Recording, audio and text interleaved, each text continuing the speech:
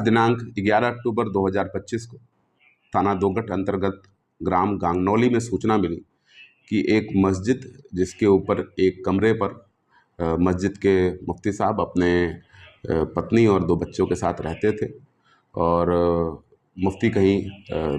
किसी काम से बाहर गए हुए थे, तो वहाँ पर उनकी पत्नी और दोनों बच्चों का शव मिला। इस घटना पर तत्काल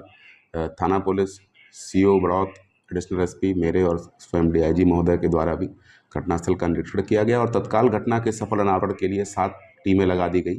फील्ड यूनिट के द्वारा भी मौके से आवश्यक फिंगरप्रिंट्स और डीएनए साक्ष्य उठाए गए और लगातार जो 7 टीमें थी उन्होंने बड़े कम अवधि के अंदर वीडियोज़ को देख के 2 संदिग्धों को चिन्हित किया और जिनसे जब पूछताछ की गई तो ज्ञात हुआ कि ये दोनों बच्चे जो बाल अपचारी हैं,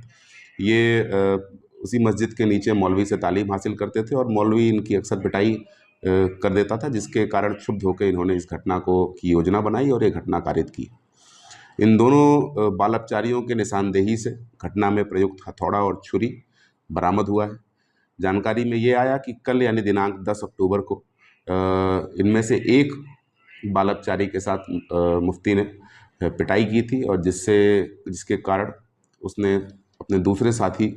को साथ लेकर ये पूरी योजना बनाई और आज जब मुफ्ती किसी काम से बाहर गए हुए थे और उनका परिवार अपने कमरे में सो रहा था दोपहर 1 बजे के आसपास, तब इन्होंने इस घटना को अंजाम दिया और अंजाम देने के बाद वहाँ से वो फरार हो गए।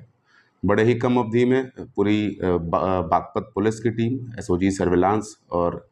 तमाम 6 थानों की टीम ने इस पूरी घटना को वर्कआउट किया है और दोनों बाल अपचारियों को अपनी कस्टडी में लिया है। थाना दोगट पर